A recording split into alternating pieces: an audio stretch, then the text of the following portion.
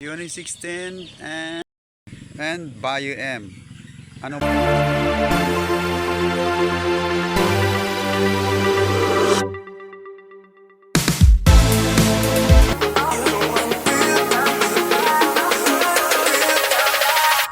Bumili ako ng isang uri ng organikong pulyar o pataba.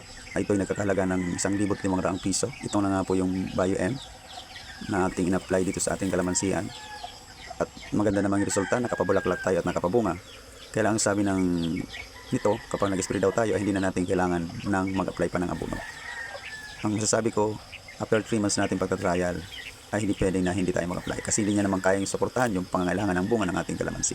Kasi kung hindi natin, hayaan natin yon, ay hindi maganda at quality ang mga bunga nito. Kaya nag-apply pa rin tayo ng abono na ito na nga yung Unit 16 at magandang resulta.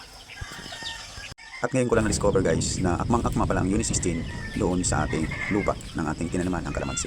At kasi nakapag-produce siya ng napakadaming bulaklak sa ating kalamansiyan.